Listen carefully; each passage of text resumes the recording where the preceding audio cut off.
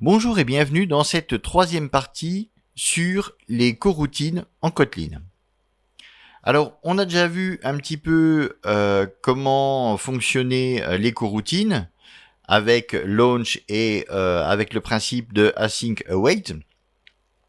Donc ici, on va s'intéresser un petit peu plus à la communication et la synchronisation de ces coroutines. Alors par contre, je vous renverrai vers la doc officielle des coroutines pour aller voir un petit peu plus en profondeur, parce qu'il y a des choses que je vais survoler, on va dire. Notamment les select, on va voir le principe de base du select. Je vais pas rentrer en profondeur. Il y a la notion d'acteur que on va pas voir ici. J'ai préféré faire des coupes sur des notions qui seront, on va dire, un peu plus avancées, pour vraiment me concentrer sur l'essentiel, ce qu'on va utiliser dans 90% des cas. Alors, on a vu avec Launch qu'on pouvait lancer des coroutines, mais on ne pouvait pas, à la fin d'un traitement, récupérer une valeur de retour. On a utilisé pour ça async et await, qui permettent d'attendre la fin d'un traitement, et à la fin de ce traitement, on récupère la valeur. Donc ça, c'est très bien. Mais qu'en est-il si je veux envoyer des informations pendant le traitement? C'est-à-dire que j'aurais besoin d'envoyer régulièrement, imaginons que j'ai une boucle for infinie, donc une boucle while en fait. Donc ma boucle, elle tourne tout le temps, et à intervalles réguliers, ou dès qu'il y a un événement particulier, j'aimerais envoyer un message au programme principal. Et bien pour ça, on va utiliser les channels. Donc les channels, c'est des canaux dans lesquels on va faire transiter des informations. On va faire transiter des valeurs. Alors, comment se composent ces channels? Alors, c'est très simple. On va créer une variable qu'on va appeler C pour channel, qui sera égale à channel. Donc on voit ici qu'on a sur la première ligne, on a nos fameux channels. Voilà. Alors automatiquement, lui, il nous met le diamond. Et donc il va falloir lui passer un type. Donc en fait, dans ces canaux, on va pas pouvoir passer tous les types. Enfin, on pourra passer tous les types qu'on veut, mais on ne pourra passer qu'un seul type à la fois. Donc on pourra faire un canal de int, de booléen, de string, mais sur un canal de int, on ne pourra pas envoyer des strings. On n'enverra que des int. Donc ici, c'est ce qu'on va faire. On va se faire un canal de int. Donc voilà. Là-dedans, on va envoyer des int, et aussi on pourra les récupérer. Alors, comme pour les tutos précédents, sauf async await, mais ce qui concerne les principes de base des coroutines, eh bien, ceux qui viennent de la programmation en Go ne seront pas perdus, puisqu'il y a aussi ce système de channel qui fonctionne à peu près pareil. Il y a une légère nuance au niveau de la création de channel, mais sinon, c'est le fonctionnement de base est le même. Donc voilà, on a créé notre channel. Maintenant, qu'est-ce qui va se passer? Alors maintenant, on va créer un launch, voilà, dans lequel on va faire une boucle for qui va aller de 1 à 5 et qui... oui. Voilà, ce sera quand même mieux si j'utilise la bonne syntaxe. Voilà, on y est. Donc, on va créer une boucle for qui va compter de 1 à 5. À chaque fois, il y aura un délai de 1 seconde. Et on va envoyer envoyer i, tout simplement, dans le channel. On va envoyer, en fait, l'index du compteur dans le channel. Donc notre channel, il s'appelle C. Et sur ces, donc on a des méthodes, on receive, tout ça, et on va utiliser la méthode send. Si je la retrouve. Voilà. Donc send, alors on voit ici que send, l'élément, c'est un int. Si ici, c'est qu'une capitale, voilà. Si ici je mets send, on voit que l'élément, maintenant, il me réclame un élément qui est une string. Donc on voit vraiment que ça dépend de ce qu'on a mis comme élément dans le channel. Donc voilà, je vais remettre mon int. Alors, send, entre parenthèses, et on va lui envoyer i. Donc là, à chaque fois, dans ce canal, on va envoyer, donc 5 fois, on va envoyer le chiffre qui correspond à l'index. Et à chaque fois, on attendra une seconde. Alors maintenant, comment je vais faire ? Donc là, je l'ai pas mis dans un job launch, donc je ne vais pas pouvoir utiliser la méthode join. Donc pour récupérer quelque chose dans un channel, on va utiliser une méthode qui s'appelle receive. C.receive, et donc on voit que receive nous renvoie un int. Je vais en mettre 2. Tiens, hop. Voilà. Alors on va déjà lancer. Alors je vais mettre aussi un petit printline. Et on va juste mettre fin. Voilà. Allez, on lance notre programme, on va voir ce qui se passe. Voilà, donc j'ai tous mes warnings, ça, hein, je vous l'ai déjà dit, c'est normal. Tac, fin. Donc déjà, on peut voir que c'est bloquant, hein, puisque la fin de programme, elle arrive une fois que mes 2 receives ont été appelés. Donc là, pas besoin de join ou quoi que ce soit. On va attendre des messages sur notre channel. Donc ici, on a attendu les 2 premiers. Une fois que il a sorti les 2 premiers du channel, eh bien, il continuera le programme. Là, il s'arrêtera et on n'aura jamais la suite.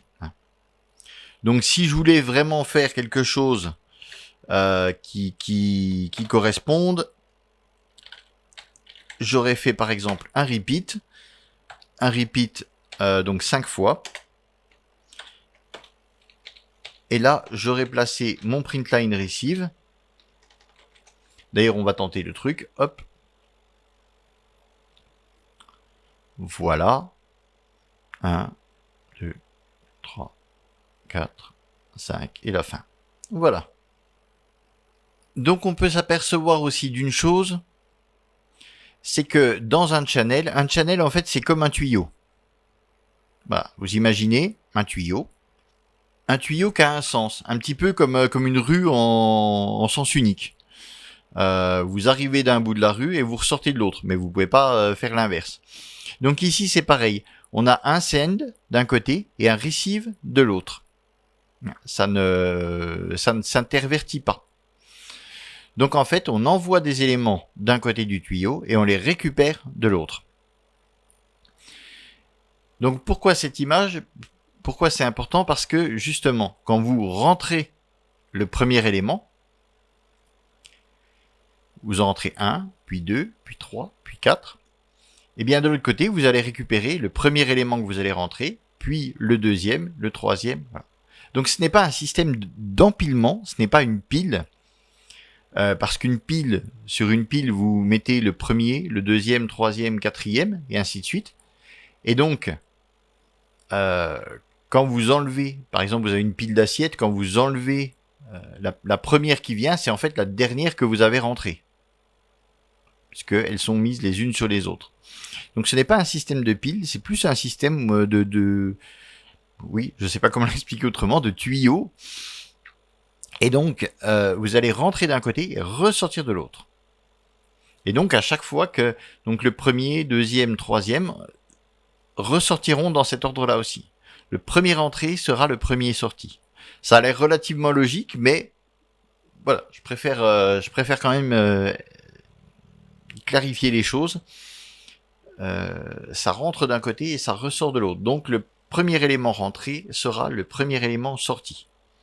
Alors là, c'est bien beau, mais donc comme d'habitude, ici, j'ai déterminé un nombre de send. D'ailleurs, qu'en est-il? Tiens, oui, c'est vrai que je vous ai pas montré, on va en profiter. Qu'en est-il si on va mettre... Allez, hop. On met plus de receive qu'on a de send.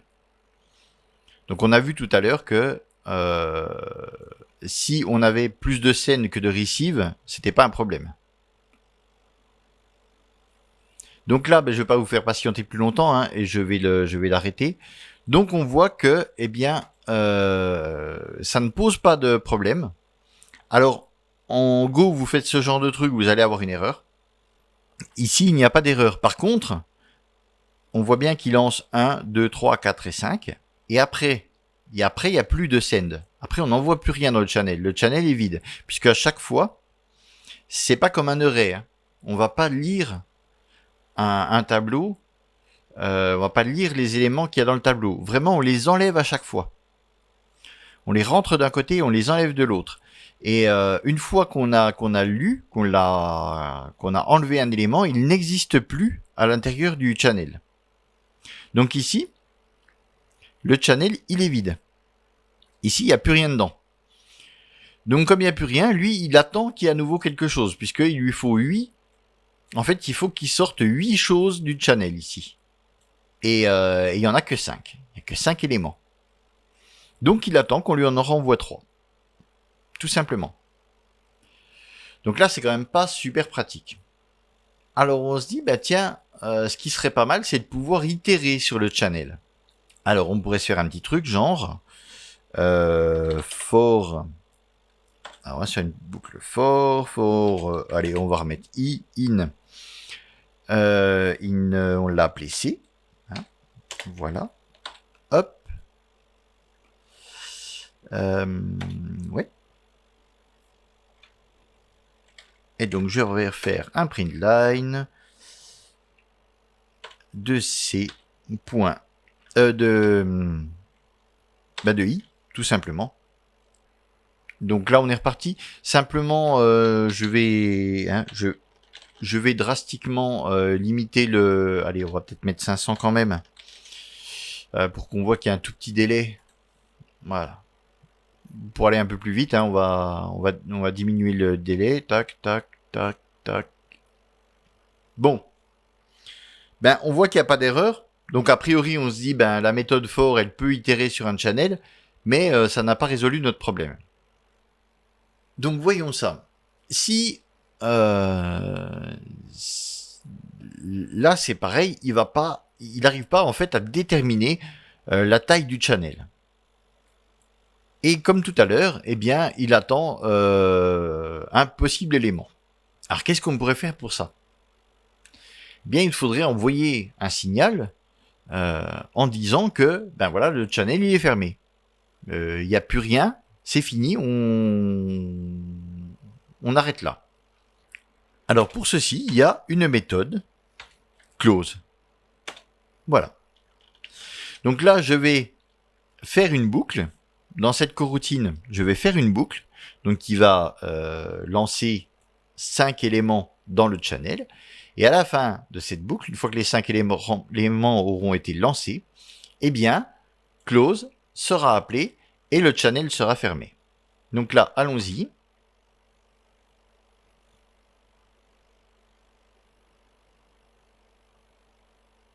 Voilà. Et là, tout se déroule sans problème. Là, on a pu itérer sur le channel.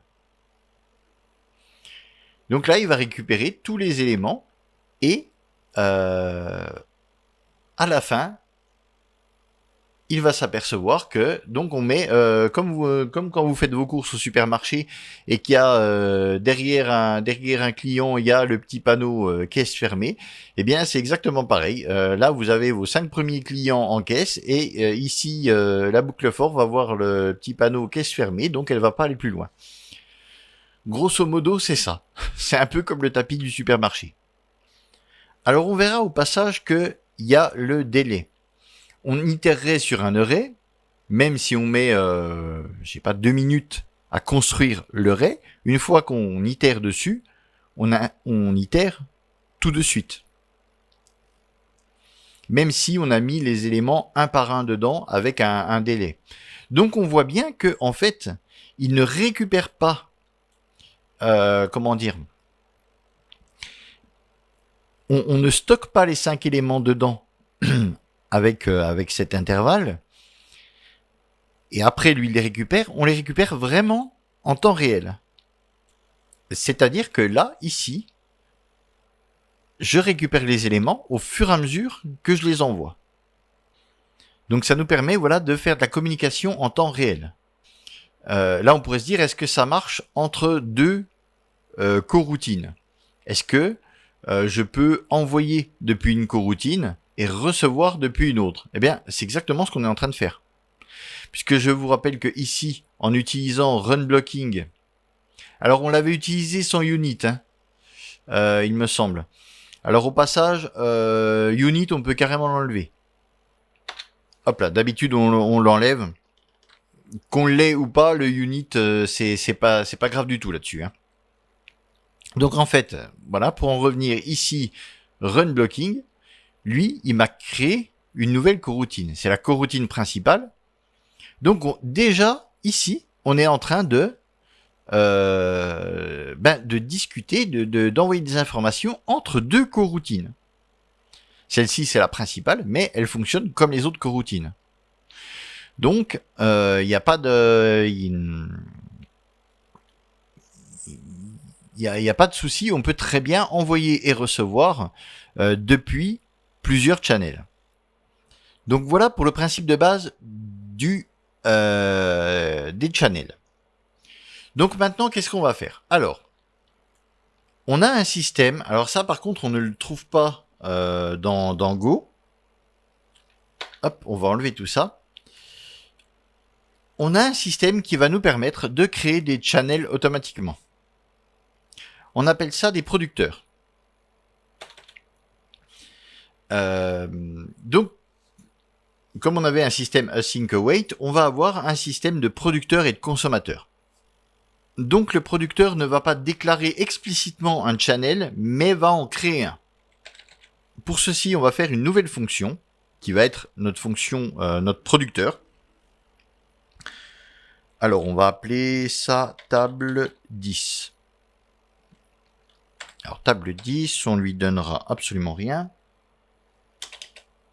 Et on va dire qu'elle est égale à produce. Alors voilà. Égale produce de int. Alors, donc du coup, on s'aperçoit qu'on ne crée pas une fonction avec le truc habituel, fun, nom de la fonction, les arguments et puis la valeur de retour, mais qu'on va dire que cette fonction est égale à une autre fonction, finalement, à une méthode du package coroutine, et qui, elle, donc du coup, elle fournira des ints. Parce que là, on a voulu faire un int, mais on pourra, comme les channels, on pourra lui assigner des strings, des booléens et puis tout le type, ou des types qu'on aura fabriqués nous-mêmes avec une classe appropriée.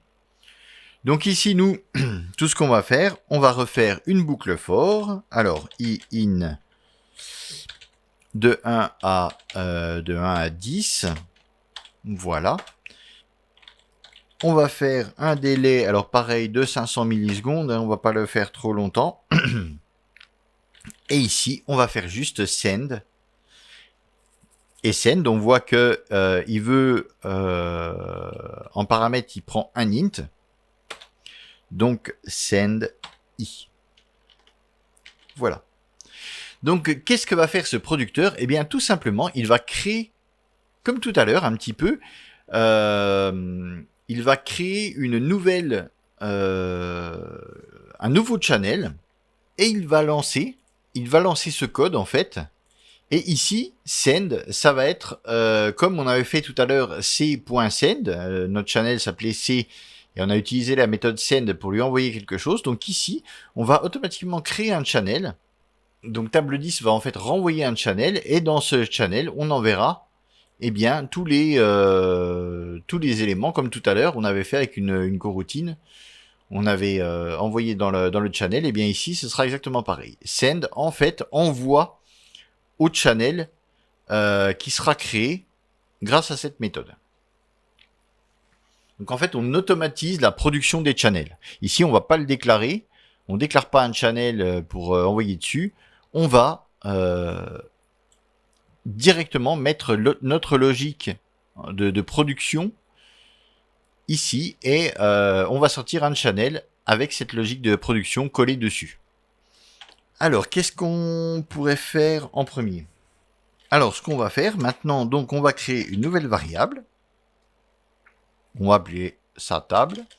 Dedans, on va lui mettre le retour de la fonction table 10.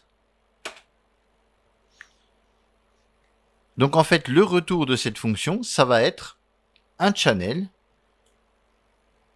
avec cette logique collée dessus. Donc un channel dans lequel, toutes les 500 millisecondes, on va envoyer un chiffre de 1 à 10. D'ailleurs, si j'appelle ça table 10, il faudrait peut-être que je le multiplie par 10. Voilà. Donc on aura la table de multiplication par 10, tout simplement. Donc c'est bien beau, j'ai créé mon channel, j'ai collé ma logique dessus, j'ai collé mon traitement, c'est bien. Mais maintenant, comment est-ce que je fais pour l'exploiter? Eh bien, je vais aller sur table, donc la variable que je viens de créer, et on va utiliser la méthode consume_each. Alors consume_each, c'est un for each, tout simplement. C'est-à-dire que ici, c'est un for each qui va finalement, donc comme on avait fait tout à l'heure pour l'itération sur le channel, on avait fait for i in channel, enfin in c, ou alors on a récupéré tous les éléments contenus dans le channel. Donc ici, ça va faire exactement pareil.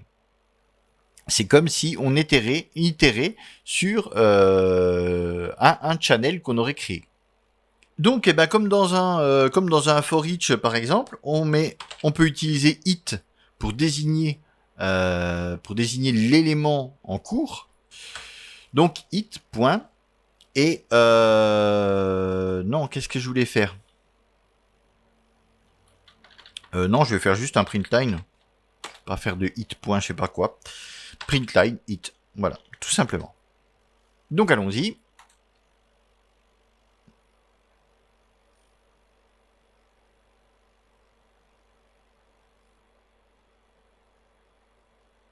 Voilà.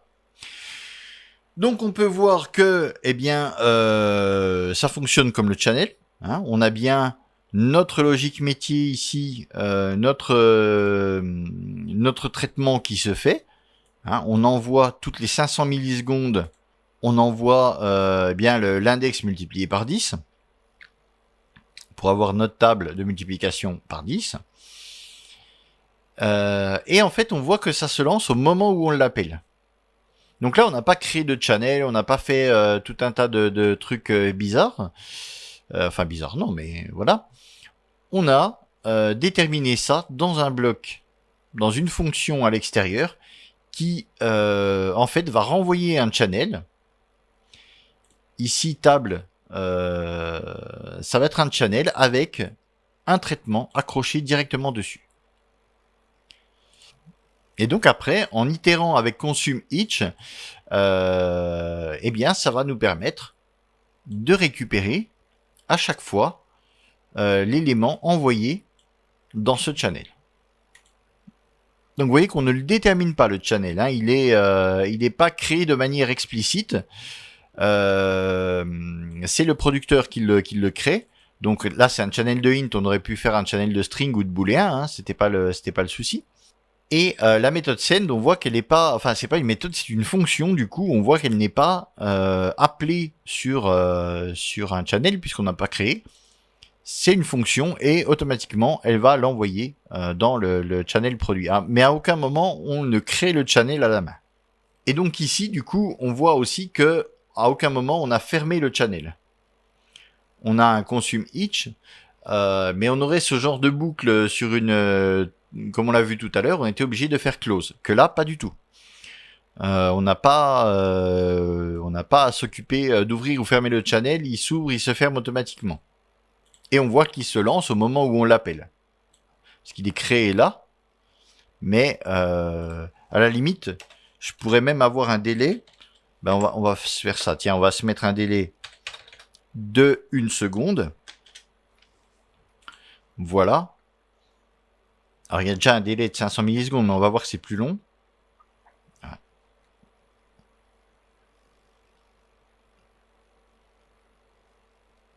Donc voilà, tout sort bien les uns derrière les autres. Donc cette méthode est appelée au moment où on fait le consume each. Alors, maintenant si j'enlève mon délai et que je me dis bah tiens, je veux compter 2 fois, je veux lancer 2 fois ma fonction.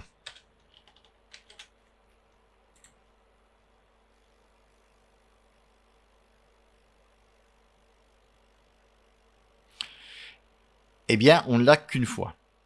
Alors on peut se dire, bah tiens, c'est des coroutines. Donc ces deux-là tournent en parallèle. Donc c'est pour ça que ça s'arrête en même temps. Oui, mais si elles tournaient vraiment en parallèle, on aurait 2 fonctions qui tournaient en parallèle. Alors elles s'arrêteraient en même temps, certes, mais on aurait 2 fois 10, 2 fois 20, 2 fois 30. Ça imprimerait à chaque fois. Donc ici, on voit bien que en fait, chaque channel est unique. Et quand on fait un consume each, donc on lance ce channel, mais une fois qu'il est fermé, il est fermé. On ne peut pas le lancer 2 fois de suite le même producteur. Alors par contre, si je fais val table 2, qui sera égal à un table 10, et que ici je fais un consume each,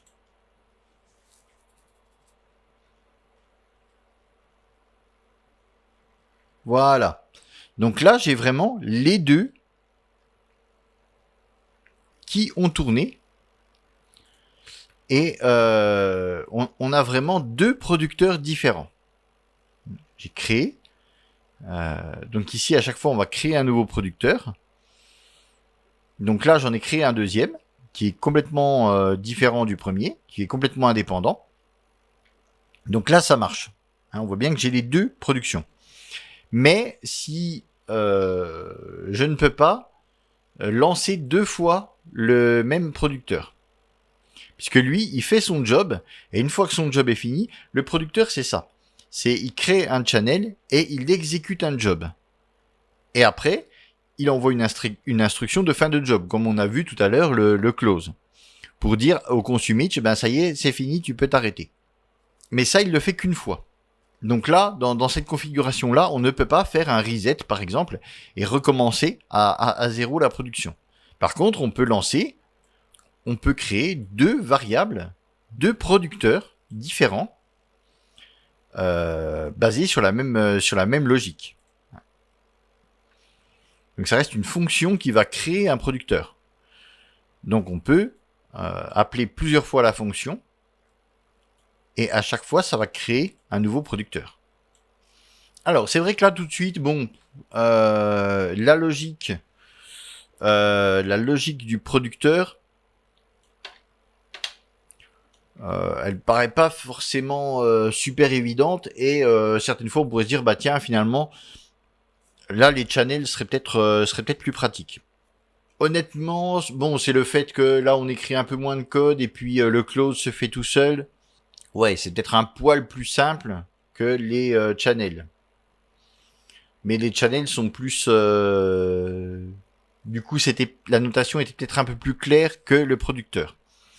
Mais par contre, ce qui peut devenir intéressant, du coup, c'est qu'on va pouvoir enchaîner les producteurs.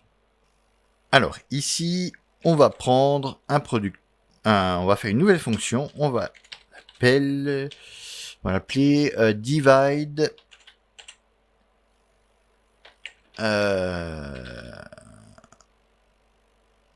Donc en fait, on va chercher à faire une fonction qui va nous renvoyer que les multiples de 3. Et nous, ce qu'on veut, c'est qu'il nous renvoie les multiples de 3 contenus dans un channel. Donc on va lui passer un channel en argument, et lui, dans ce channel, il va recevoir, comme on l'a fait tout à l'heure, enfin comme on l'a fait jusqu'à présent d'ailleurs, il va recevoir tout ce qu'on va envoyer dans le channel, et lui, donc on va créer un nouveau channel qui lui ne va renvoyer que ce qui est divisible par 3. Alors, on va voir quelque chose qu'on n'a encore pas vu jusqu'à présent, c'est qu'on peut passer des channels en argument. Ce qui paraît logique, puisque on est amené à créer des fonctions, à créer des classes qui vont fonctionner avec des coroutines. Donc on va pouvoir passer des channels. Alors, le channel, contrairement au channel en Go, on définit si un channel est bidirectionnel, unidirectionnel, voilà. Donc ici, un channel est bidirectionnel. Il n'y a pas, on peut envoyer et recevoir depuis un channel. Channel, il a, c'est votre tuyau, il a 2 bouts. On ne spécifie pas, parce qu'on peut avoir des channels qui vont servir à se remplir uniquement. Donc on peut avoir des channels en écriture seule et des channels en lecture seule dans Go. Ici, les channels seront automatiquement en lecture et en écriture à la création. Par contre, ici, on spécifiera dans quand on va passer un channel à une fonction, on va spécifier si ce channel il est c'est un channel entrant ou sortant. Donc alors ici, comment ça va se passer? En fait, ici, on va lui passer, donc on va pas lui passer un channel, on va lui passer un producteur, mais qui fonctionne comme les channels, on vient de le voir. Donc ça sera considéré comme un channel. Donc ici, on va vouloir lui passer table 10. Alors, 2 types de channels. Est-ce que je vais avoir l'autocomplétion? Ah ben non. Donc je vais appeler ça numbers et ça va être soit un send channel, soit un receive channel. Alors, ici on va utiliser receive channel de int puisqu'on a un producteur d'int. Donc on va avoir un channel de int. Alors pour certains ça paraîtra évident. Et pour d'autres comme moi, tout dépend du cheminement de pensée qu'on a. Pour d'autres comme moi, c'est moins évident. Parce que pour moi, receive channel, c'est un channel qui reçoit. Donc c'est un channel dans lequel on va envoyer quelque chose. Ici, non. Dans le paquet des coroutines, receive channel, ça va être le channel depuis lequel on reçoit des éléments. Donc ici, c'est ce qu'on veut. Ici, on veut recevoir les éléments d'un channel, les traiter pour les envoyer dans un autre. Donc on va utiliser le receive channel. Et par contre, si on voulait passer un channel dans lequel on voulait envoyer des éléments, eh bien dans ce cas-là, on utiliserait send channel. Donc vous voyez le truc, c'est pas... enfin, pour moi, c'est peut-être moi qui ai ce cheminement de pensée qui est peut-être pas bon, hein, finalement. Mais pour moi, receive channel, c'est un canal qui va recevoir des trucs. Donc, qui est fait pour qu'on envoie des choses dedans. Eh bien, pas du tout. En fait, ici, receive channel, ça va être le canal depuis lequel on va recevoir des choses et les traiter. Alors aussi, j'aurais pu avoir channel. Hein. J'ai le type channel, voilà, qui lui est bidirectionnel. Donc là, on n'a pas de souci. Donc au pire, ouais, on pourrait utiliser le channel. Tout court. Ici, on va faire les choses bien. On va utiliser le receive channel et puis ça nous permettra de le manipuler. Voilà. Donc, machin. Maintenant, qu'est-ce qu'on va faire? On va vouloir que cette fonction, elle crée un producteur. Donc, on va faire égal, comme tout à l'heure, produce. Et produce, il va nous faire quoi? Donc, on va mettre le diamond. Voilà. Eh bien, on va produire des int. Hein. Eh ben non. Tiens. Hop. On va produire un string, tiens. Enfin, une string. Ce sera mieux. Voilà, donc en fait, on va récupérer les entiers, on va les traiter, savoir lesquels sont divisibles par 3, et eh bien, on va envoyer... qu'est-ce qu'on va se faire? Ben, on enverra un petit message.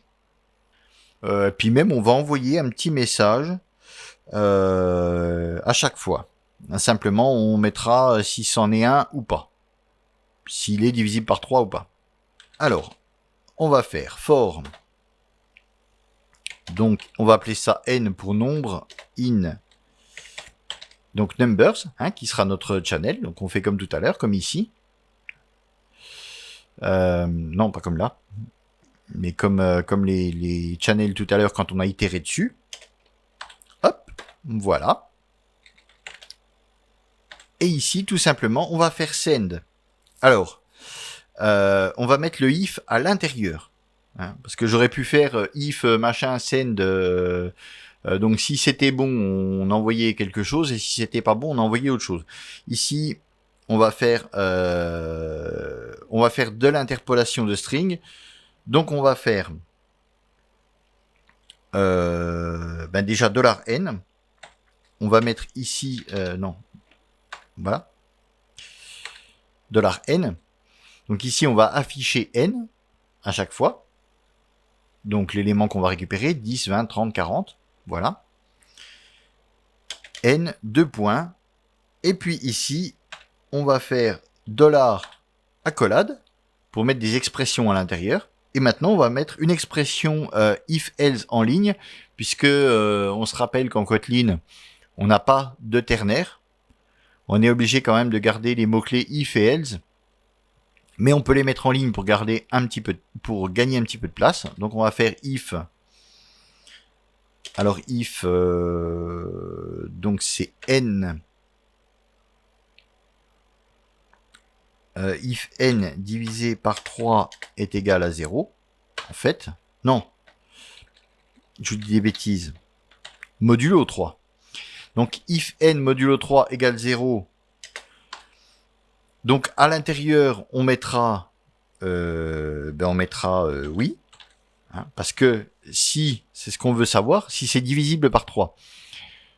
Donc si n est divisible par 3, si le modulo de n divisé par 3 est égal à 0, donc s'il n'y a pas de reste, si la division elle se termine, si elle est entière, on enverra, enfin on affichera oui ici. Et sinon, on affichera 3 petits points. Parce que du coup, à l'écran, c'est plus facile, on repère tout de suite. Voilà. Donc en fait, ce bloc-là, cette condition, elle affichera ici, à la place de tout ça, hein, elle affichera soit oui, soit les 3 petits points. Donc en fait, ça renverra cette chaîne-là. Donc on aura... par exemple, pour le premier, 10, 2 points, oui, ou 3 petits points. Donc là, ce sera 3 petits points. Et on aura un oui dès que ce sera divisible par 3. Ben, comme ici, par exemple, comme avec 30. Donc maintenant, comment je vais faire? Donc je vais faire, comme tout à l'heure, je vais utiliser la même chose. Ce coup-ci, on va appeler divide. Donc ma fameuse fonction que je viens de créer, et elle prend en paramètre un channel. Alors, soit je crée une autre variable pour stocker un nouveau producteur, hein, comme ici en fait, puisque ça nous ressort un producteur aussi. Hein. Soit je le passe de façon anonyme, on va dire comme une lambda. On ne le stocke pas dans une variable. On passera finalement le channel créé avec un producteur table 10. Voilà. Et donc je lui passe table 10 en paramètre. Et on voit comme ça, je peux imbriquer les fonctions, faire des traitements. Alors j'aurai toujours, je peux créer un table 2 qui va me sortir table 10 et faire un consumItch dessus. Hein. Donc en fait, on va pouvoir séparer nos logiques. Ici, j'aurai toujours un producteur qui me sortira la table de 10. Ici, j'aurai un producteur qui prendra un channel d'int et qui me ressortira, eh bien, qui me les triera, enfin, qui me dira quel élément est divisible par 3. Mais ils seront indépendants. Ici, je peux créer, par exemple, un nouveau producteur table 6, par exemple, et le passer dans cette fonction-là. Cette fonction-là me servira à filtrer un autre producteur. Donc, on peut comme ça les imbriquer à la manière de ce qu'on fait en fonctionnel. Par exemple, si vous faites un peu d'Elixir, c'est le genre de choses que vous faites. Sauf que en Elixir, on a des raccourcis. On ne fait pas ça.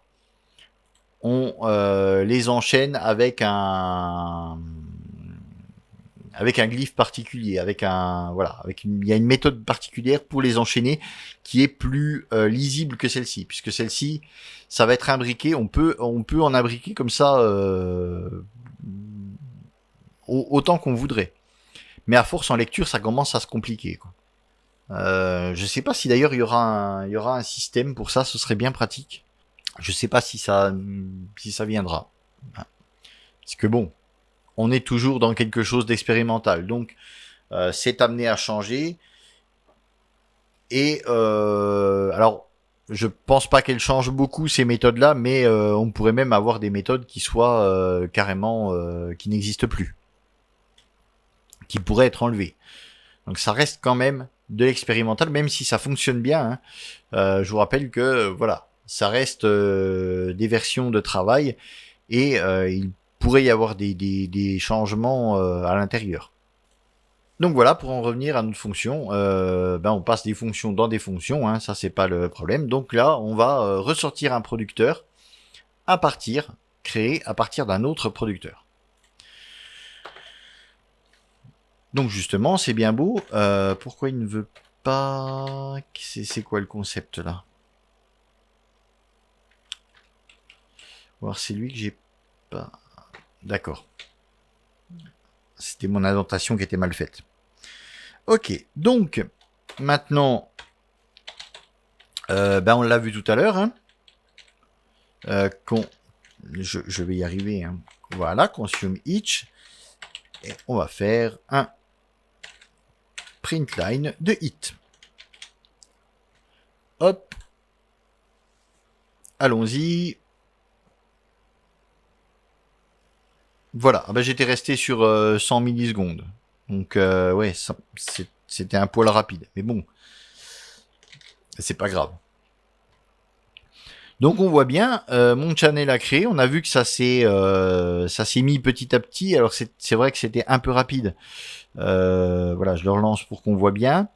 Tac, tac, tac, tac, tac, tac, tac. Voilà. Donc toutes les demi-secondes, on a l'affichage. Donc à partir de ce moment-là où on appelle consumItch, on va lancer ce producteur qui lui-même va lancer l'autre producteur. Et donc, on va se retrouver avec tous les nombres contenus dans le producteur table 10 au fur et à mesure qui vont être traités. Et lui, au fur et à mesure qu'il reçoit, il traite et il renvoie dans l'autre producteur qui, lui, est stocké dans table. Et donc ici, on voit bien que, là non, celui-ci est divisible par 3, celui-ci aussi, et celui-ci. Ça nous permet comme ça de filtrer, de trier depuis un autre producteur. Et donc, comme je vous dis, si on voulait ajouter dans notre code, donc ça nous permet, comme en fonctionnel, ça nous permet vraiment de découper comme ça, nos différentes logiques. Et ici, on a une fonction qui servira de filtre. Et celle-ci produira les nombres qui seront filtrés. Et donc, si à un moment, je veux faire la même chose sur la table de 6, j'ai plus qu'à écrire une fonction qui fait la table de 6. Et puis je pourrais, du coup, la passer dans cette même fonction qui me servira à filtrer.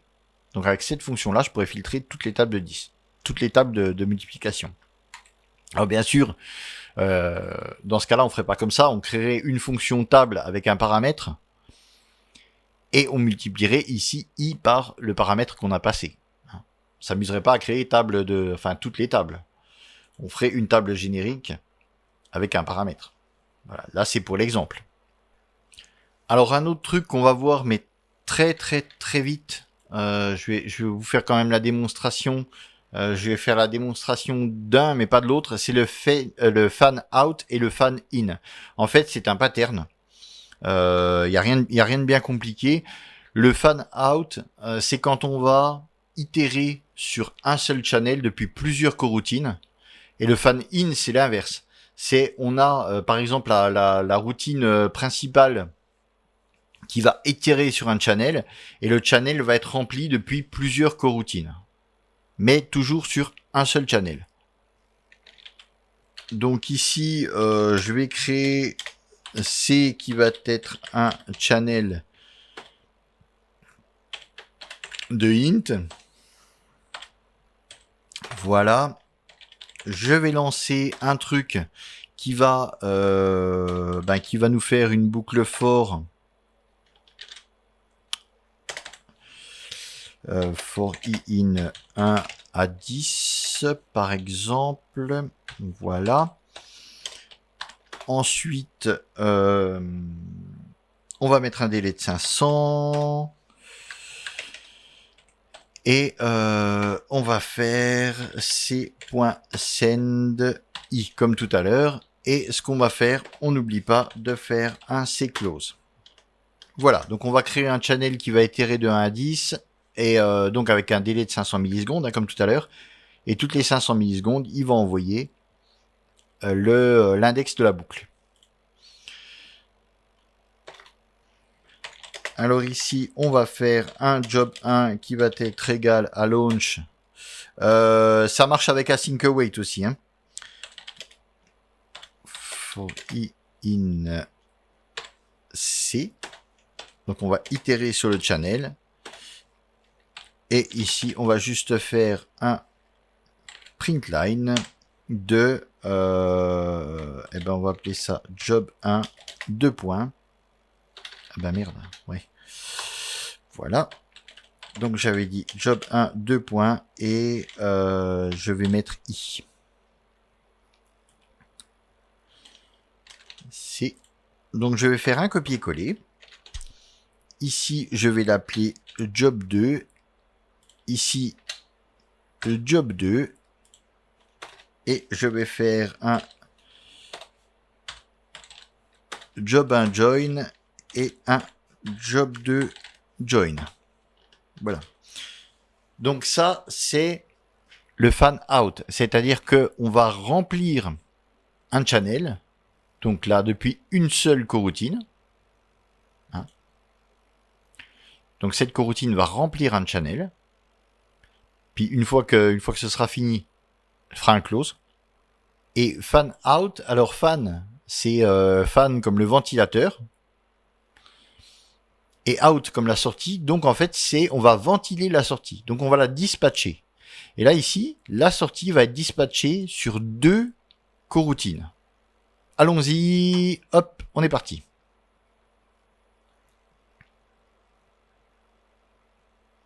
Voilà. Voilà. Donc on voit qu'on a bien envoyé 10, on est bien de 1 à 10, donc on a bien itéré sur le channel complet. Sauf que, eh bien, on voit que ici c'est job 2 qui l'a pris, job 1, job 2, job 1 et ainsi de suite. Alors là, c'est bien comment? C'est bien organisé, 2, 1, 2, 1, 2, 1. Mais par exemple, je pourrais faire ici un délai de on va dire quoi, de 800 millisecondes, par exemple, pour avoir un décalage par rapport à celui-ci. Donc si je relance,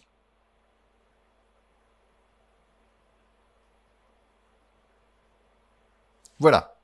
Donc on s'aperçoit ce coup-ci que j'ai 2 fois 1, 1 fois 2, 2 fois 1, 1 fois 2, 2 fois 1, 1 fois 2. Et au final, alors 1, 2, 3.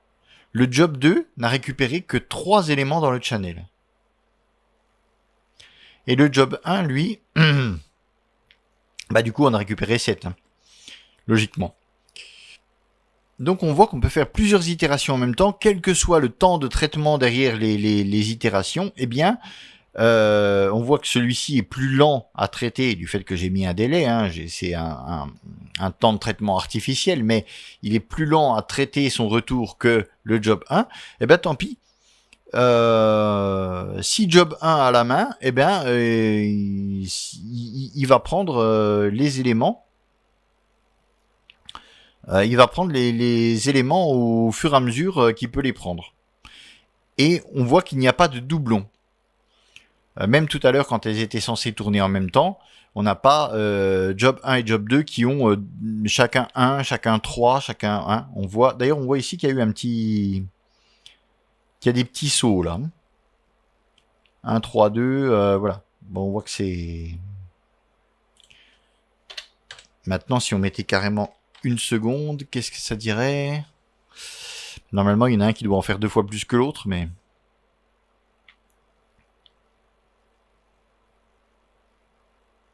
Bah là, du coup, même pas, je comprends pas. Pourquoi? Ah bah oui, j'ai mis 100, je suis... Hein, une seconde, c'est 1000. Donc ouais, à 100 millisecondes... Voilà.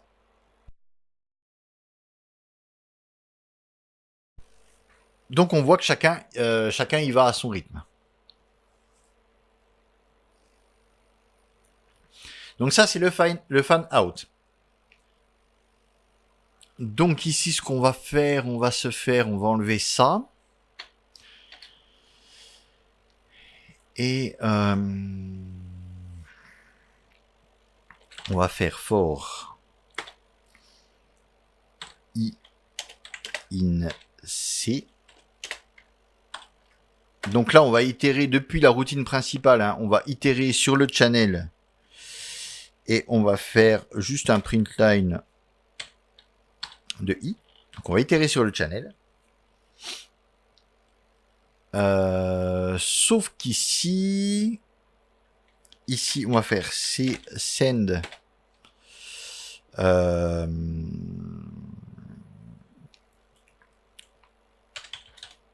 voilà. Et ici, on va mettre 6 à 10. Donc c'est send de i. Je vais mettre un délai de 500 et ici j'ai un délai de 1000 et je vais faire pareil, c.send i. Donc là voilà, on va dans ce même channel, donc à chaque fois on crée qu'un seul channel. Hein. Donc là c'est le fan in, c'est-à-dire que on va envoyer à l'intérieur du channel depuis 2 coroutines différentes. Alors je pourrais faire sur plus, hein, comme tout à l'heure. Tout à l'heure, on pouvait faire aussi sur plus. J'en ai mis 2 pour l'exemple. Voilà, on pourrait en avoir 50 en même temps. C'est pas le souci. Hein. Alors, le seul truc ici, c'est que pour que ça fonctionne ici, il nous faut un close. Donc voilà. Par contre, ici, je sais que celle-ci sera plus longue. Donc là, je peux lui mettre le close. Si on ne connaît pas les temps de traitement, là, pour le coup, c'est plus délicat. Parce que si je mets le close ici, dès l'instant où je ferme le channel, eh bien, job 2 ne pourra plus rien envoyer dedans.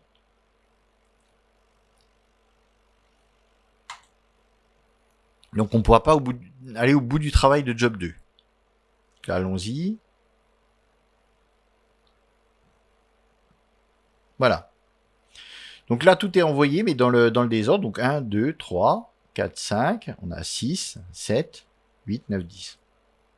Voilà. puisqu'on a des délais différents, donc on n'est pas dans l'ordre. Ici, on a 1, et puis on a le 6 qui arrive à s'intercaler avant qu'on sorte le 2. Mais après, on a 2 et 3. On intercale le 7, 4 et 5. Et après, donc pour job 1, c'est fini. Donc 8, 9, 10. Puisqu'il n'y a plus que job 2 qui tourne. Et c'est vrai que maintenant, donc comme je vous disais, si on remonte... Alors, oui, c'est cette touche-là, voilà. Si on met le C-close sur job 1... Alors, allons-y. Voilà. Donc, on ira jusqu'à 5 et on n'aura pas la suite puisque le channel va être fermé. Donc maintenant, on ne pourra plus rien envoyer dessus puisque le channel sera fermé. Donc là, avec ce principe-là, il va falloir savoir où est-ce qu'on va mettre notre clause. Donc il faut savoir quelle routine sera la plus longue de l'autre. Alors en ce qui concerne les channels, on va pouvoir aussi leur donner une taille déterminée.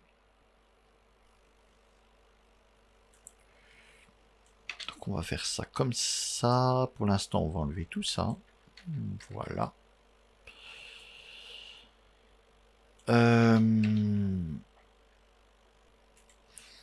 Alors ici, on va lui passer 2. Et on voit à côté d'ailleurs qu'il met capacity. Donc en fait, on va spécifier ici que notre channel, jusqu'à présent, on n'avait rien mis. Et en passant en paramètre 2, on va dire que notre channel ne contiendra que 2 éléments. Je vais garder ici le C-close à la fin. Alors,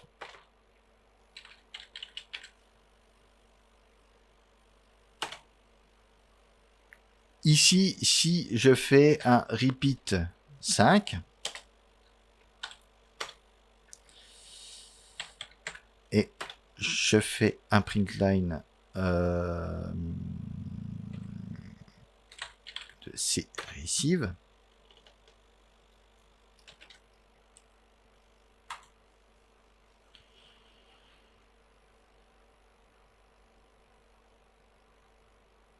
Voilà. Donc là, ça n'a absolument rien changé. Jusqu'à présent, on a toujours le même comportement. Alors, maintenant, que se passe-t-il si... Donc, je vais avoir un seul receive. Voilà. Printline C receive. Et, alors, je vais mettre... On verra pourquoi plus tard, un délai. Alors, je vais carrément mettre 3 secondes, ici. Je vais faire mon receive. C'est juste pour que parce que après mon receive, ça va s'arrêter. Donc ma boucle ne tournera pas assez longtemps pour qu'on voit ce qui se passe. Alors ici, je vais envoyer I. Ce que je vais faire, après ça, je vais faire un print line.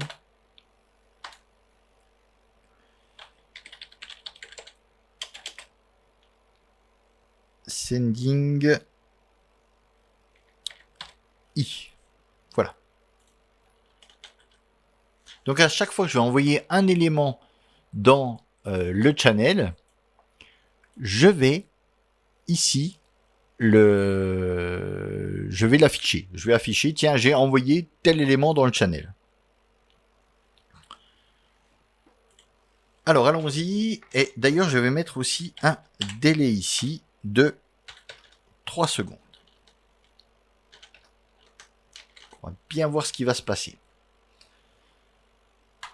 On est parti.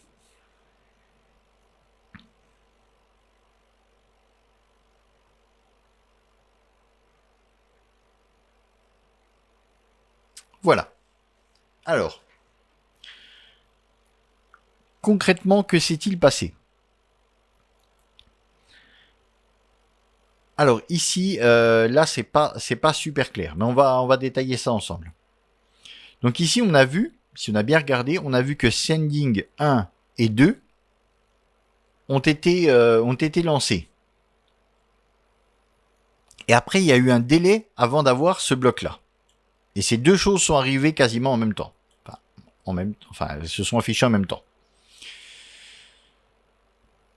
Donc, qu'est-ce qui s'est passé? Eh bien, on a envoyé 1. Donc, on avait un délai entre les deux. Vous voyez bien qu'elle s'affichait avec un petit délai. Donc, on a envoyé l'élément 1 dans le channel. On a envoyé l'élément 2 dans le channel. Et comme il a une capacité de 2 éléments, eh bien, ça s'est fini là. Ça s'est pas fini. Ça s'est bloqué. Et donc, le channel reste en attente. La boucle for, elle reste en attente. Ensuite, qu'est-ce qui s'est passé? Donc, au bout de 3 secondes, donc ici, ça a pris 1 seconde, 2 fois 500. Donc, 2 secondes plus tard, 3 secondes depuis le départ de tout le merdier, puisqu'on est là sur une coroutine. Donc, 2 secondes après tout ça, on continue le programme. Le programme, qu'est-ce qu'il fait? Il va récupérer un élément du channel. Il va en enlever un. Donc, il reste une place. Et maintenant, donc, on le récupère ici. On affiche, on le récupère et on l'affiche. Donc, on l'a affiché ici, c'est 1. Et comme, à nouveau, comme je vous l'ai dit tout à l'heure, on enlève un élément, c'est pas un array où on va lire l'élément à tel endroit. En fait, quand on fait un receive, on va enlever l'élément du truc. Là, ici, le receive, on l'a imprimé. On n'était même pas obligé de l'imprimer. On aurait pu juste faire un receive et il est perdu dans la nature. Ou le traiter dans un calcul, ou en faire ce qu'on en veut. Ça reste, on récupère un int au final. Mais, quand on appelle la méthode receive, tac, on enlève le premier élément. Donc ici, on a enlevé l'élément 1. Et il restait sur 2 places, ça en a libéré une. Donc on a rentré l'élément numéro 3.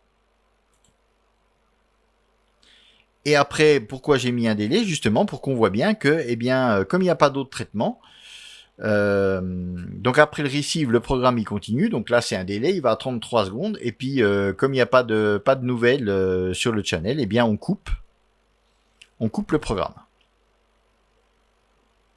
J'aurais pu refaire ça aussi. Par exemple, voilà, si je relance, donc on va avoir le même comportement. Vous allez voir, on va avoir 1 qui va être passé, 2. Ça attend longtemps, on va avoir 3 et puis parce qu'on a récupéré 1 et on aura 4 parce qu'on a récupéré 2. Là on voit que c'est dans l'autre sens que c'est sorti. Mais bon, comme ça sort, comme c'est censé être en même temps, ces deux opérations là et ces deux là, l'ordre du coup il n'est pas très significatif. Ça dépendra du traitement de la console en fait, de l'affichage, tout ça. Mais normalement ces deux choses là arrivent en même temps et celle-ci aussi. Donc là, voilà, on avait sorti un élément, donc on a pu en rajouter un. Ici, on ressort un élément, qui était l'élément 2, du coup. Et on a pu en renvoyer un nouveau, donc l'élément 4. Donc les buffered channel, c'est ça. C'est ce qu'on appelle, oui d'ailleurs je vous l'ai pas dit, c'est ce qu'on appelle un buffered channel. C'est-à-dire c'est un channel qui a une taille particulière. Alors, ce genre de truc... c'est ce que vous avez, par exemple, dans les caches, les tampons, tout ça. C'est ce principe-là. Par exemple, quand vous avez une lecture d'un fichier vidéo, il y a toujours un tampon. C'est-à-dire qu'on charge une partie. Donc un petit peu comme avec un channel, on va avoir un réceptacle dans lequel on va charger une partie du truc de la vidéo avant de la lire. On ne la lit pas directement. Comme ça, si il y a un petit dans le flux vidéo, s'il y a un petit souci, par exemple, je sais pas, 100 millisecondes d'arrêt, comme on a déjà 1 seconde de chargé et qui se recharge au fur et à mesure qu'on la lit, eh bien, ces 100 millisecondes, on ne les verra pas passer. Alors que si on avait 100 millisecondes d'arrêt dans une lecture en direct, ça se verrait. Que là, comme la lecture est pas en direct, on est en train de lire un tampon qu'on a déjà préchargé. Donc il faut le temps qu'il se charge, mais une fois qu'il est chargé, on va le lire, et après, s'il y a des petits incidents pendant ce temps, eh bien, c'est pas grave, ça réduit le temps de chargement de tampon. Enfin, ça augmente plutôt le temps de téléchargement de tampon. Mais nous, à la lecture, on ne voit pas puisqu'on a déjà une marge. En fait, ça nous crée une marge de sécurité, quoi. Alors, maintenant, ce qu'on va faire, on va... Donc, on a vu les channels. Donc là, on va laisser un petit peu nos channels de côté. On va revenir sur le mécanisme de base des coroutines. Alors, donc, imaginons, ici, on a un compteur. Bah, on va l'appeler... allez, parce qu'on a utilisé C pour les channels depuis tout à l'heure. Donc, on va utiliser... Voilà, ceci. On a un compteur qu'on a à 0. Alors, on va utiliser... Au final, nous, ce qu'on va vouloir... ici, ce qu'on va vouloir inspecter... ça va être un compteur et un temps de traitement. Donc on va faire measure time mise. Donc on va faire un traitement ici, hein, c'est ce qu'on avait vu aussi la dernière fois ou la fois d'avant, je ne sais plus. Measure time millis, en fait, il va lancer un bloc de code et ce bloc de code, à la fin, il va renvoyer le temps qu'il aura mis à s'exécuter. Voilà. Et donc ici, ce temps, on va le stocker dans une variable qu'on va appeler time, tout simplement. Alors ici, ce qu'on va faire, on va créer des channels qui vont itérer le compteur. Alors on va faire repeat. Voilà. Repeat. Alors on va faire 1000.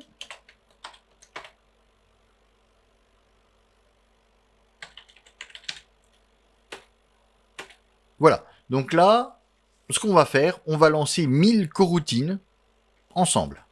Et ces 1000 coroutines, qu'est-ce qu'elles vont faire? Eh bien, chacune, elles vont se faire un petit repeat de 1000. Allons-y gaiement. Et on va faire... non, je l'ai appelé compteur. Compteur, plus plus. C'est-à-dire qu'on va lancer 1000 coroutines qui vont chacune itérer 1000 fois le compteur. Alors, je vais à la fin itérer je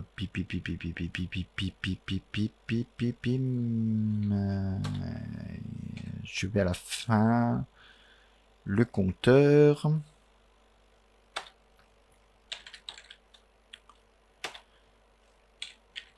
Et time, voilà.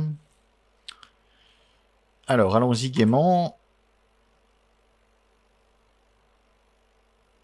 Voilà. Alors, par contre, oui, ce qui serait bien, c'est que je mette un délai de, je sais pas combien il faut, 3 secondes peut-être. Voilà, on va peut-être faire ça comme ça. Hein. Allons-y.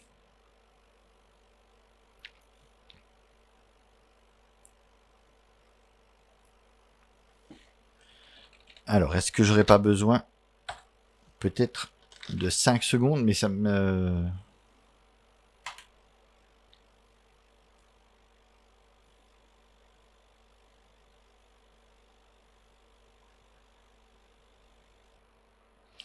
Oui, ben le time en fait là il sert pas à grand chose. Et parce que c'est le temps que les go-routines se seront lancées, donc du coup ici il me sert absolument à rien quoi. Clairement ce temps-là il me sert ouais. Là je sais pas pourquoi je vous l'ai mis, mais bon tant pis, maintenant il y est, on le laisse. Donc 5 secondes, on va laisser 10 secondes. Hein, parce qu'on a quand même 1000 coroutines qui tournent en même temps et qui répètent 1000 fois le truc. Donc le problème c'est que je voudrais être sûr. J'aurais pu mettre ça dans un job, faire join et tout, mais bon, voilà, on va le faire comme ça à l'arrache. On va lui laisser 10 secondes.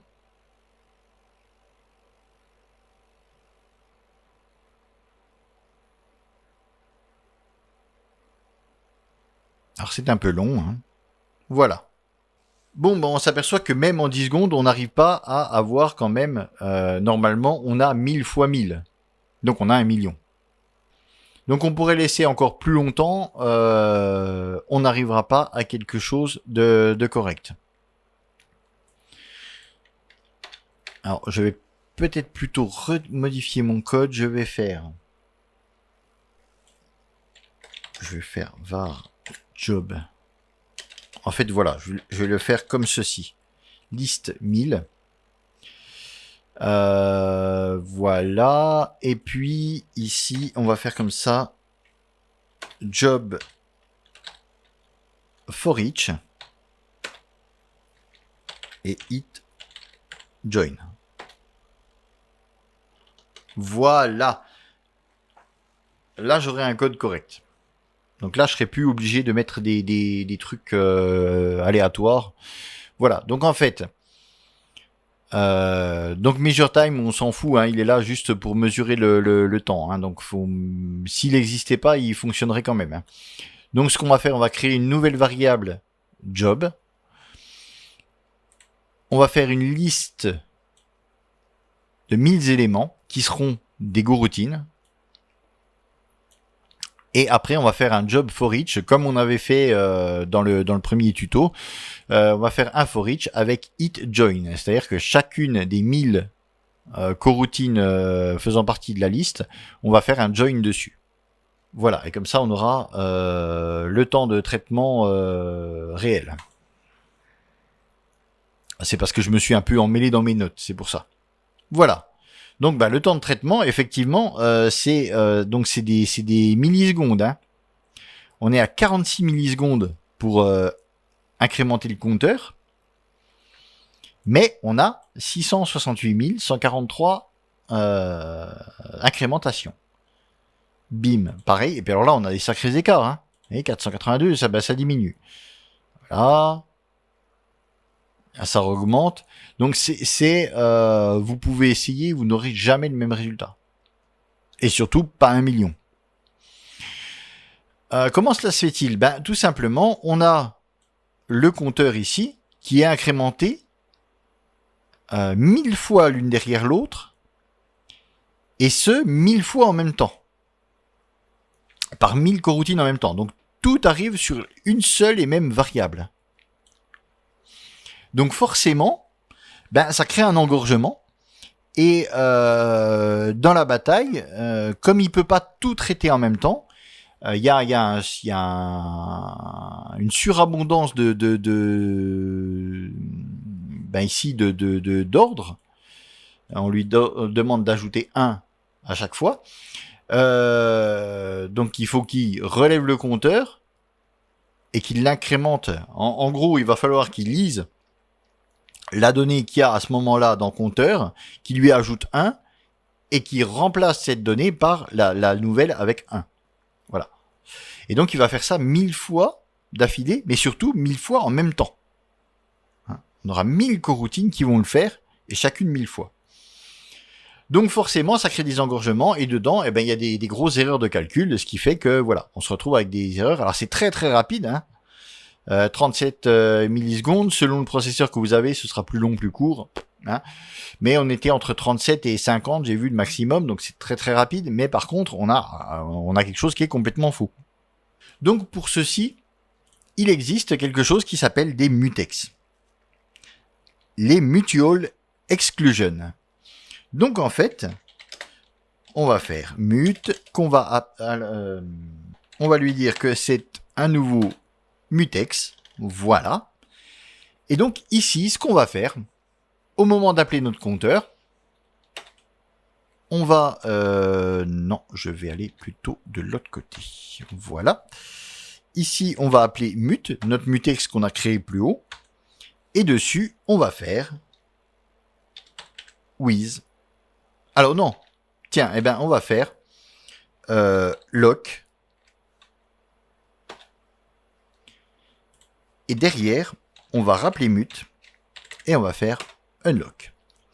Donc ici, qu'est-ce qui va se passer ? À ce moment-là, donc on a 1000, on va avoir 1000 coroutines qui vont répéter 1000 fois. Hein.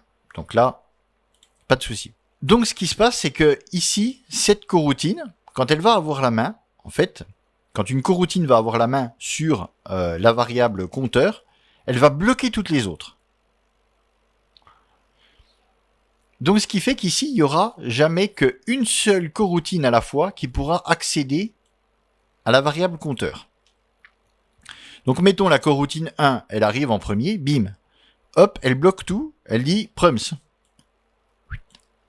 Elle incrémente notre compteur, et une fois qu'elle a fini, avec mute unlock, on va débloquer l'accès à compteur. Donc ici, crac, on débloque les autres coroutines, mettons que c'est la coroutine 56 qui arrive juste derrière, tac, elle, à son tour, pareil, remet mécanisme, donc elle va bloquer toutes les autres routines, elle va les mettre en pause, elle va faire son job. Alors on pourrait avoir des jobs plus compliqués, hein. Là c'est juste l'incrémentation d'un compteur. Elle va faire son job, et après, hop, elle va débloquer, et ainsi de suite. Et donc on ne créera pas, du coup il n'y aura pas un engorgement, ça va créer une file d'attente en fait, qui va bloquer à chaque fois qu'une coroutine accède, fait un job particulier, elle bloquera, dès qu'on appelle, dès que la coroutine appellera mutex lock, elle bloquera toutes les autres pour faire son travail. Il n'y aura plus qu'elle qui fonctionnera. Et après, une fois que le travail sera fait, eh bien, elle débloquera et les autres pourront se relancer. Alors, il faut bien voir où est-ce qu'on va mettre notre mutex lock et notre unlock, puisque si ici on avait un délai, par exemple, eh bien, le délai, il faudra le laisser avant le lock. Parce que si on bloque, qu'on exécute le délai, et qu'après on débloque, ça va être très très long. Vous voyez, il faut vraiment bloquer ici que ce qui est susceptible de générer des erreurs. Si on avait un délai, que chaque coroutine ait des délais, c'est pas un souci. Mais ça va vraiment servir à bloquer, d'où mutual exclusion. C'est en fait ça nous sert à bloquer l'accès à un truc qui est partagé entre toutes les coroutines. Donc c'est pour éviter qu'elles aient tout accès en même temps à un élément. Donc ici en l'occurrence une variable. Donc ce qui pourrait créer des erreurs. Après si entre elles, s'il y a une coroutine qui accède à une variable et une à une autre et ainsi de suite, on n'a pas besoin d'avoir des mutex lock. C'est vraiment si plusieurs, si on a plusieurs qui essaient d'accéder, alors ça pourrait être une fonction, hein, ça pourrait être plusieurs, ça pourrait être un petit peu tout ce qu'on veut, mais dès l'instant où on risque d'avoir un engorgement suite à plusieurs coroutines qui accèdent aux mêmes fonctions, aux mêmes variables, eh bien, il faudra utiliser un mutex lock pour être sûr qu'à ce moment-là, elles y aillent chacune leur tour. Alors, on va lancer ceci.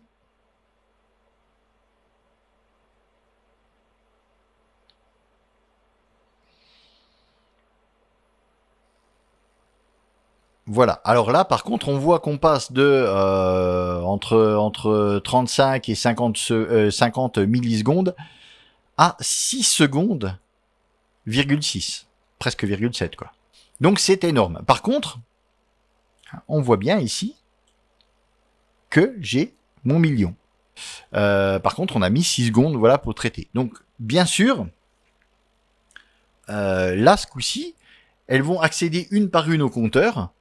Donc à chaque fois, ici, on va bloquer toutes les autres coroutines. Donc le fonctionnement en parallèle, ici, de toute façon, comme il n'a de raison d'être que pour incrémenter un compteur, eh bien, à chaque fois, ça s'arrête. C'est comme si on faisait un repeat, en fait.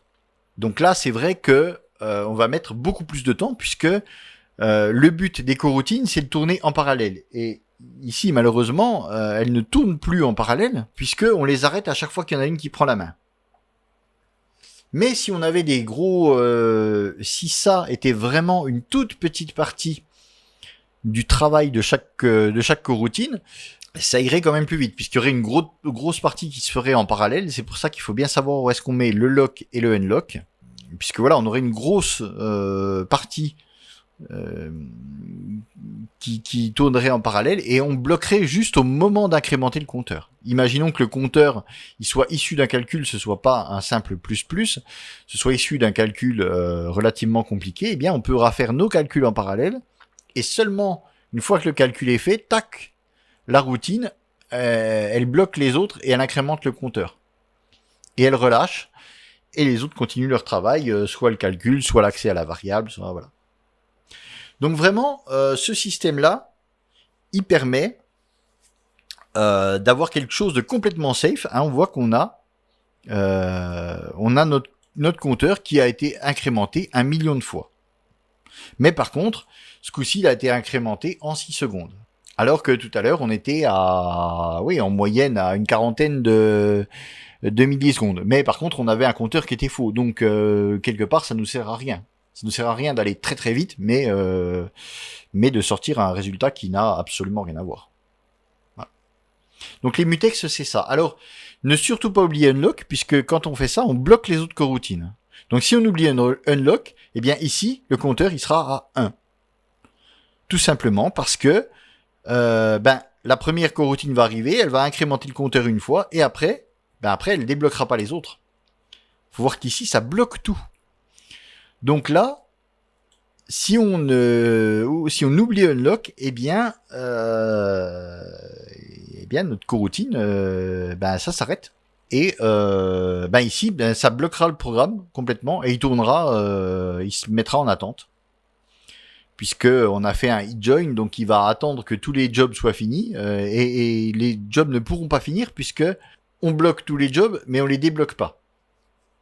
Donc faire très attention au lock et unlock. Alors contrairement à Go, alors ça c'est pareil, c'est quelque chose qu'on a dans le langage Go. Ce qu'on n'a pas dans Go, mais qu'on a ici, pour les gens un petit peu tête en l'air, dont je fais partie, hein, qui auraient tendance à oublier le unlock.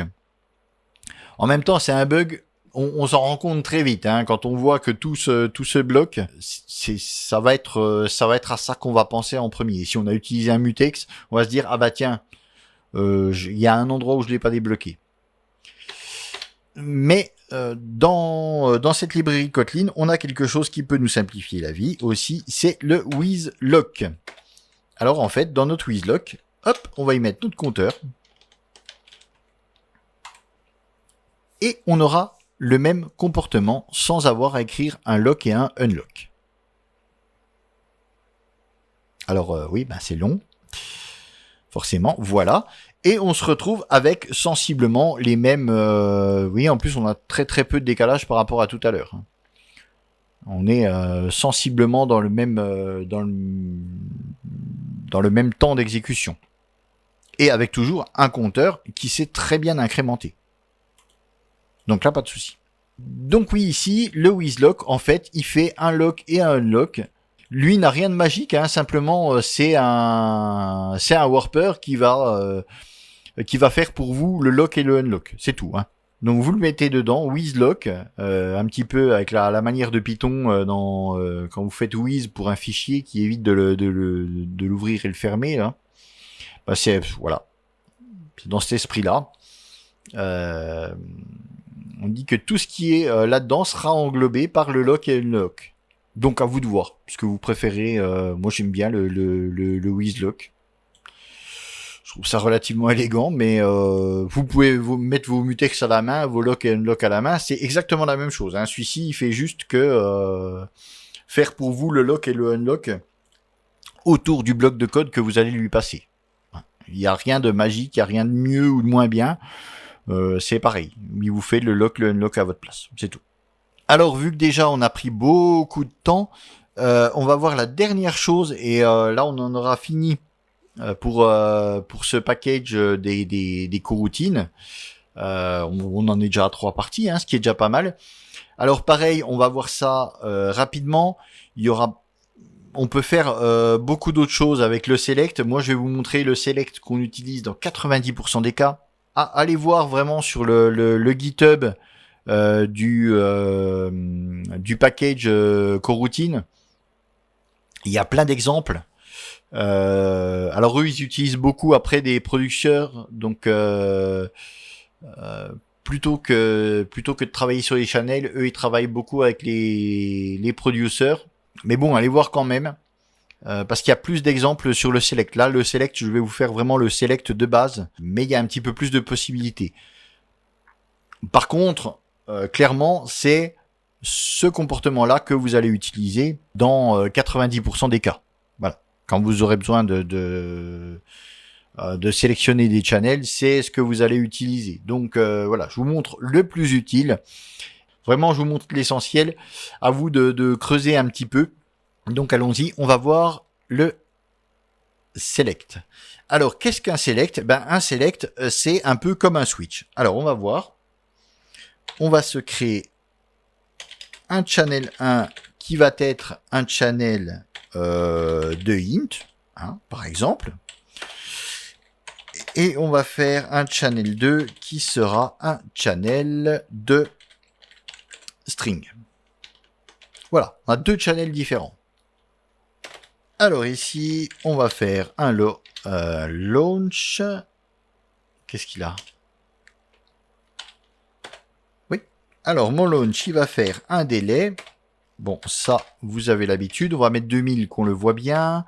Et puis, on va faire un c1.send. Donc ici, il veut un entier. On va lui envoyer 12. On va se faire un petit copier-coller. Copier-coller. Et ici, donc je vais mettre 4 pour être 2 secondes plus tard que celui-ci. Et dans mon channel 2, alors on voit que IntelliJ, lui, il reconnaît très bien les types d'après les définitions, puisqu'ici il met une erreur parce que il veut un type string. Et ici, on va mettre, allez hop, on va mettre test, on s'en fout. Voilà. Alors ici, on va avoir deux channels qui vont recevoir des informations. Alors ça va être des informations de types différents, mais moi je vais vouloir les dispatcher, je vais vouloir les utiliser, et donc on va avoir des types différents, et ces informations qu'on va recevoir vont être recevoir à des moments différents. Donc là, voilà, je pourrais itérer dessus sur chacun des channels, mais ça va commencer à faire beaucoup d'itérations. Si je fais 5-6 channels, ou si je pars avec des producteurs et puis je fais une boucle for pour faire une dizaine de producteurs, à chaque fois je vais créer une channel différent. Donc ça va commencer à faire beaucoup d'itérations sur beaucoup de channels. Alors ici ce que je vais pouvoir faire, donc ici je vais faire un repeat. Et comme je vais recevoir deux informations, je vais faire un repeat de 2. Donc, eh bien, alors, non, je vais faire l'inverse. Voilà, parce qu'on va faire... Voilà, je vais faire ici. Et la deuxième que je vais lancer va arriver plus tôt. Donc ici, je pourrais faire un repeat. Et puis, faire un, par exemple, C1.receive. Avec un printline, hein, bien sûr, et un C2.receive. Alors déjà, si je fais ça, repeat, en fait, il va faire une boucle qui va tourner 2 fois. Hein, on est d'accord. Donc, première boucle, il va vérifier si receive, et il va attendre que 1 reçoive quelque chose. Donc, il va déjà attendre que la plus longue des deux boucles soit finie, parce que là, c'est bloquant, hein, je vous le rappelle. Donc ici, on va attendre que 1 soit fini, alors que 2, lui, il est déjà prêt. On peut déjà recevoir le message de 2. Alors, une fois de plus, ces délais sont posés arbitrairement, mais normalement, c'est des calculs, des appels à des API, et ainsi de suite. Donc les délais, on ne les connaît pas. Mais pour l'exemple, justement, on part sur des délais qu'on connaît, et on sait que le channel 1, finalement, va mettre 2 fois plus de temps à recevoir un élément que le channel 2. Mais si à ce moment-là on ne connaît pas les temps de traitement, ben on va poser ça arbitrairement, et ben ouais, c'est con parce que ici on va bloquer le bidule tant que on n'aura pas reçu quelque chose. Et donc du coup à ce moment-là, ça va se débloquer et comme ça ce sera disponible, on aura aussi on va aussi récupérer une valeur. Donc dans cette première cette première boucle, on va récupérer 2 valeurs. Et comme on en fait une deuxième, bah déjà la deuxième elle servira à rien. Hein, faut pas se leurrer. Et puis du coup, ici comme on n'a pas mis de close pour l'instant, il faudra en mettre un parce que si on fait pas de channel close, eh bien ça va tournera indéfiniment et notre programme sera bloqué. Il attendra des éléments qui ne viennent pas. Donc il faudra ne pas que j'oublie de mettre un close. Donc voilà, c'est faisable. Hein, c'est faisable, mais c'est quand même pas pratique. Et surtout, là, on a quand même une chance sur 2. Alors après, il pourrait y avoir plus de channels, donc plus de chances encore de se gourer. Mais on a une chance sur 2 d'avoir ça qui arrive en premier. Si on a de la chance, eh bien, ce traitement-là arrivera en premier. Mais si on a de la chance, si on n'a pas de chance, eh bien, ce traitement-là, on sera obligé de l'attendre, alors que celui-ci est prêt. On pourrait déjà l'utiliser. Donc c'est quand même pas super, surtout qu'on a fait des coroutines, ça sert à rien d'avoir des coroutines qui tournent en parallèle si on est obligé d'attendre qu'un résultat, et imaginez même que ça se bloque, et ben on aurait l'air fin. Alors que là c'est prêt, on se dit bah tiens, on pourrait déjà l'utiliser.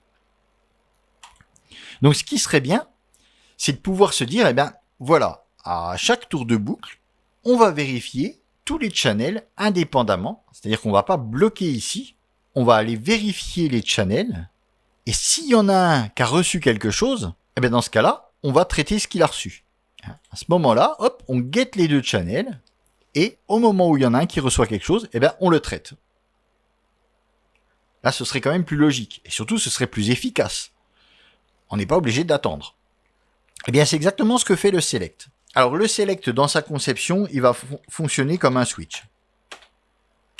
Donc on va utiliser le mot-clé select et ici on va faire C1 point et on a vu tout à l'heure qu'on avait, enfin on a vu depuis un moment qu'on avait receive, mais on a aussi on receive.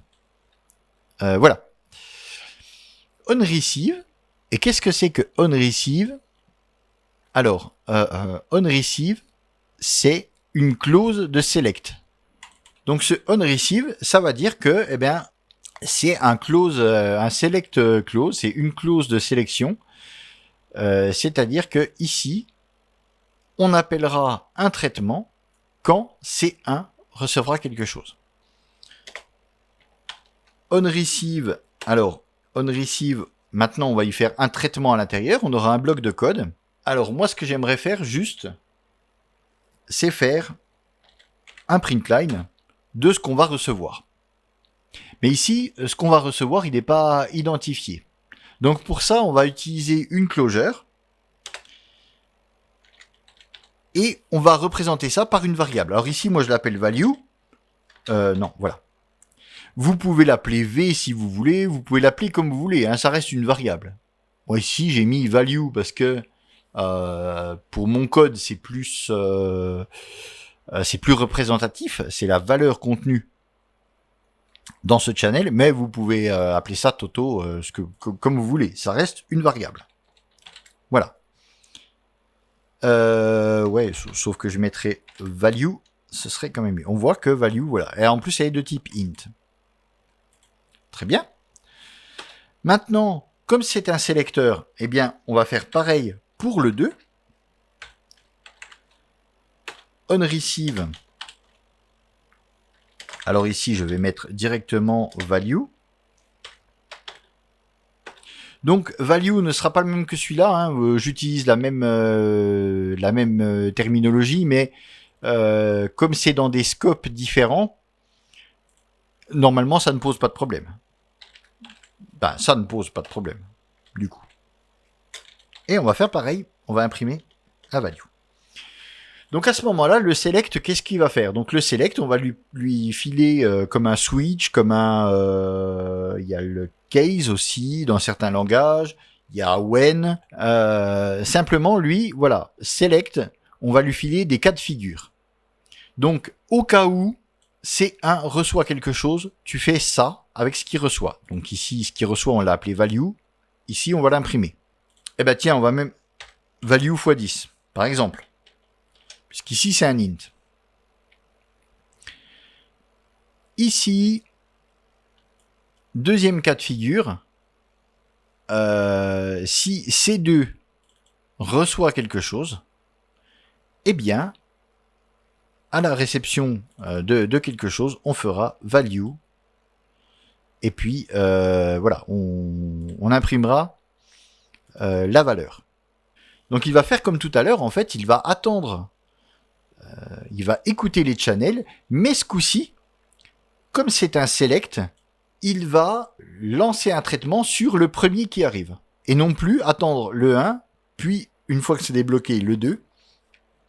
Ici, il va écouter les deux en même temps, et à ce moment-là, il lancera un traitement. Allons-y.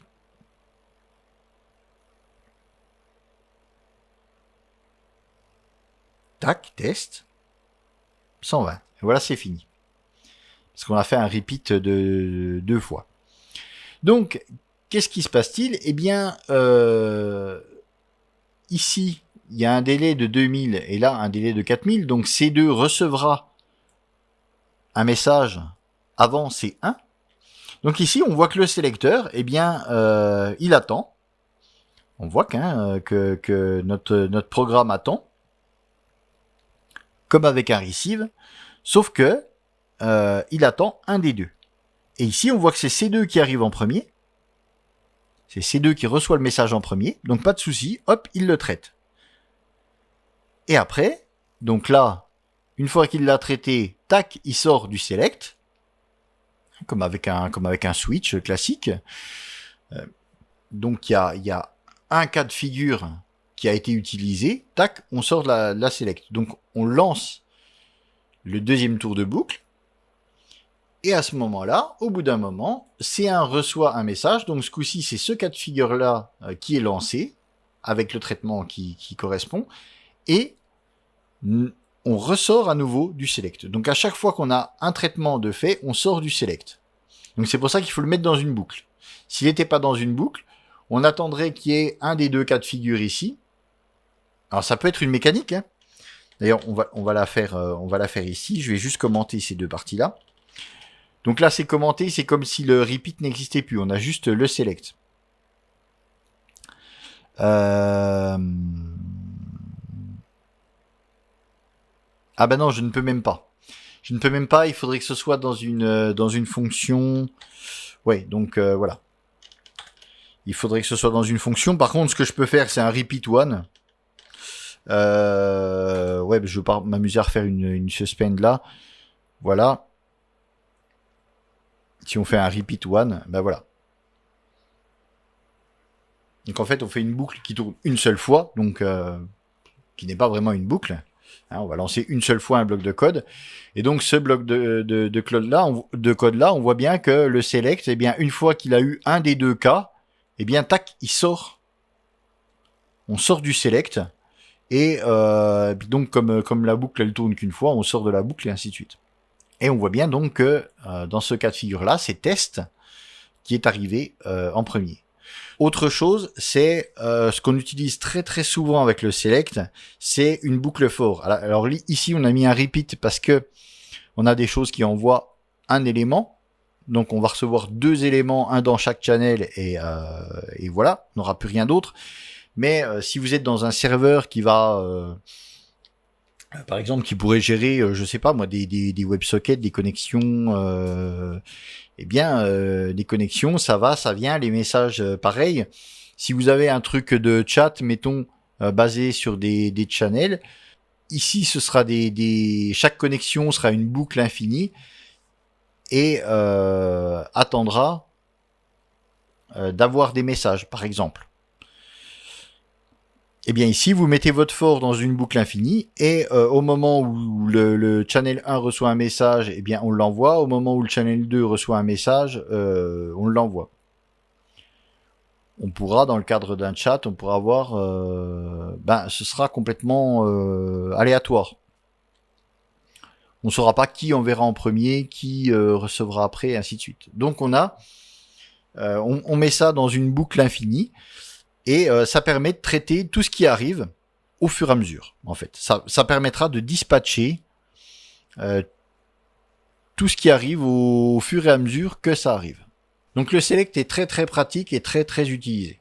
Quand on commence à manipuler beaucoup de channels, ça permet d'avoir quelque chose qui n'est pas qui n'est pas bloquant. Enfin, le select lui-même est bloquant, mais se débloque quand l'un ou l'autre reçoit, quand un channel ou un autre reçoit un élément.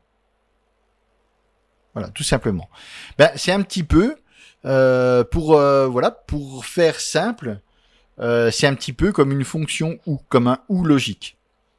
Select, il bloque jusqu'à qu'on reçoive un élément sur un ou l'autre des sur une ou l'autre des channels.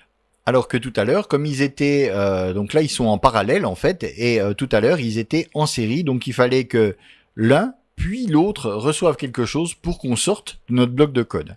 Alors qu'avec le select, ce sera l'un ou l'autre. Dès l'instant où il y en a un qui reçoit quelque chose, tac, on sort du bloc. Et donc si on le met dans une boucle, donc ici elle était définie, mais on peut avoir une boucle infinie. Après c'est pas, voilà, tout dépend de ce que vous allez avoir à traiter et comment vous allez le traiter. Mais donc, quand c'est dans une boucle, eh bien, le tour de boucle suivant ne sera lancé que quand on sortira du select. Donc, que quand un channel ou l'autre recevra un message. Et par le fait, l'aura traité. Puisqu'ici, on a tout un bloc de traitement. On ne fait pas que recevoir. Donc, eh bien, voilà pour ce qui était du 3e chapitre. Il y a eu encore pas mal de choses. Et je vous dis, je suis passé encore à côté d'autres choses. Donc pour l'instant, là, on a vraiment tout ce qu'on a besoin pour utiliser les coroutines correctement. Pour le reste, vous pouvez aller voir, oui, sur le site, sur le GitHub du paquet coroutine. Il existe, alors a priori, c'est pas le même paquet. Alors moi, j'ai pas essayé. A priori, c'est pas la même librairie qu'on utilise pour Android. Mais il existe son équivalent qui fonctionne pareil pour Android. Donc je pense que la manipulation des threads est peut-être pas tout à fait pareil, ou enfin je sais pas comment ça se passe derrière, mais il existe ce même paquet en version Android, ou peut-être plus léger, ou je me suis pas vraiment penché sur la question, il faudrait regarder. Mais ces fonctions sont les mêmes. On va retrouver le launch, la sync await, tout ça. Mais donc, a priori, on ne pourra pas... Enfin, il vaut mieux pas utiliser cette librairie-là pour du développement Android, mais utiliser celle qui est dédiée à Android. Donc, eh bien voilà, ça fait pas mal déjà pour... ça fait, on a fait 3 grosses vidéos pour faire le tour de la librairie. Donc, du coup, j'ai pas grand-chose... j'ai pas grand-chose à dire de plus. Eh bien donc, je vous laisse là-dessus et je vous donne rendez-vous pour un prochain tuto. Salut!